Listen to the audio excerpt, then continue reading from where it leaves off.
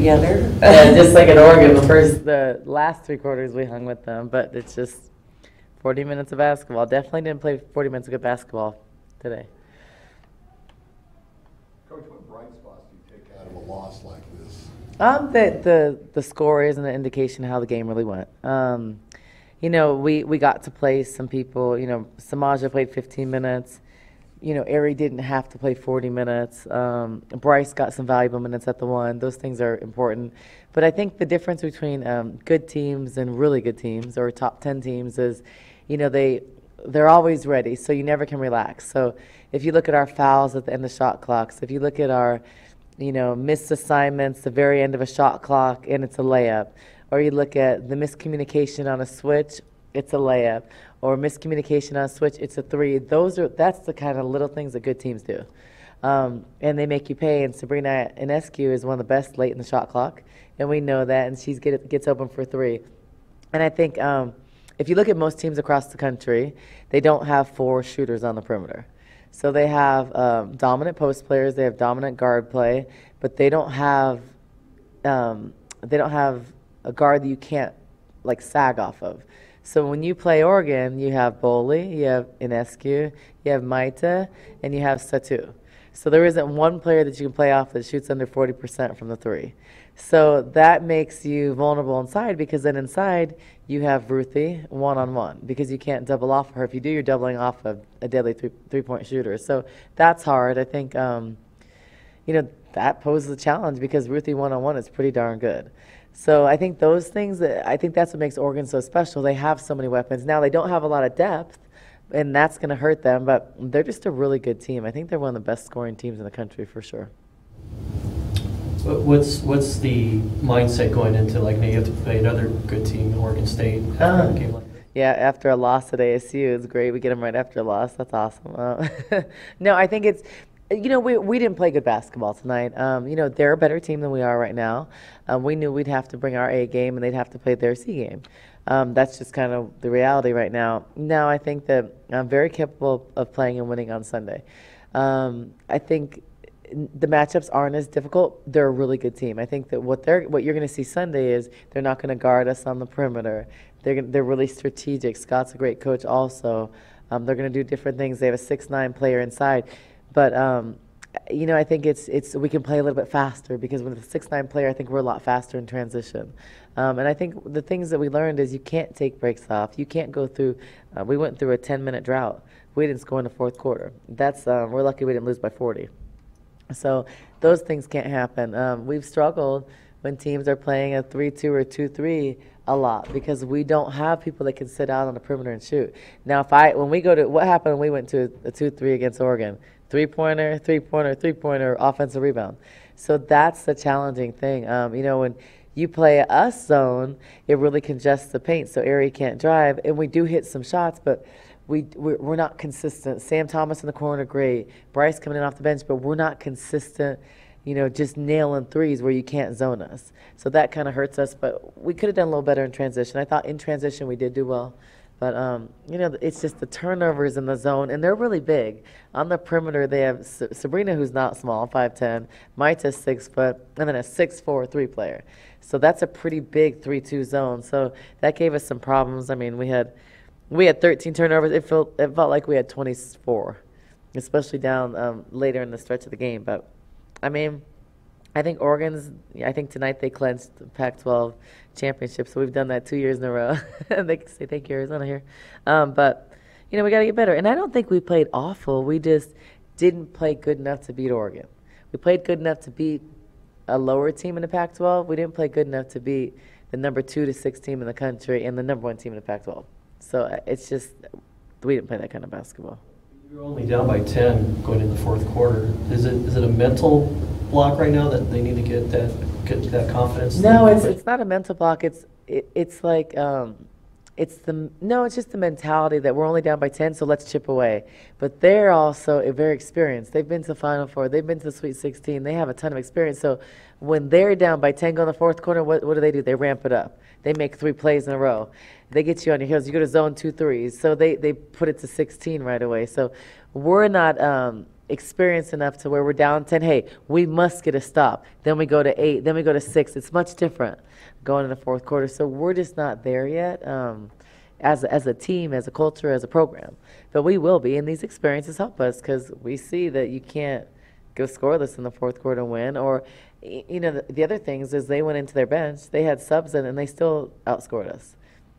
Guillaume hit some shots. Gilden had an and one. Like, that's our second string playing against their second string. So we have to play better than that. Coach, you think they're one of the most physical teams in the conference? No. I don't. I think they're long, and I think they're very gifted offensively. I wouldn't say they're physical. I think they get away with stuff, but when you're the top 5 team in the country, you get away with stuff. And that's just the luxury of being a top team. But no, I think not physical wouldn't be the word that describes them. I think it's just really good offensively. And I don't think that their philosophy is go down, grind you, deny you. Theirs is just like, we're going to outscore you. And they do that. And they do that pretty well.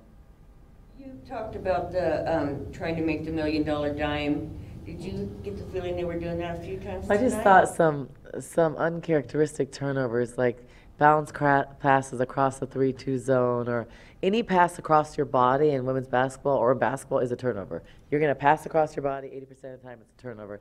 So those kind of things against their length is just turnovers we can't have, or we can't have those in repeatedly, or at the top of the key, then it's a layup, like those kind of things. But we only had 13. I would have guessed we had 19. And we forced them in the 8. They do a really good job of taking care of the ball. But to let a team come in here and shoot 57%, like, you're not going to win a game. And in allowing them to score 83 points, we couldn't win. We don't have the personnel to score 80, 90 points. So we had to keep them in the 60s to win the game. And, we only scored 54 points tonight. So when you talk about Oregon winning the Pac-12 here 2 years in a row, what goes through your mind when you see them celebrating their title? It's just, that's where we want to be. When Kelly took Oregon over, they weren't where they are now. They got a couple good players. They got a really good guard, and they got better. And I think that's what you strive to do, is get great players. And then, if you look at Oregon 5 years ago, they had a couple thousand fans there. Now you go and they have 10 to 12,000 fans. So I think that they've earned that. He's done a great job with this program, and he's recruited some talent. The German player is really talented. Sabrina is one of the best guards in the country. Ruthie's one of the best post players in the country. And Maita is one of the top European guards. So I think it just shows you where we need to be and the level we need to play at and the mistakes you can't make. And, the unfortunate thing for us is we had Stanford, Cal, Oregon State. Like, that's brutal. Going into the Pac-12 tournament, that's a hard stretch for us. I would never have made that schedule. Someone would have said that schedule, I would have said, no thanks. But I don't have control over that. But also, we were playing good basketball. We played well at Stanford. We played well at Cal. But then we didn't play that great tonight. So now, let's see what we're made of. Our last home game on Sunday, so we have to play better to give ourselves a chance to win. And I think we can win. Anything else for Coach? Okay, thanks.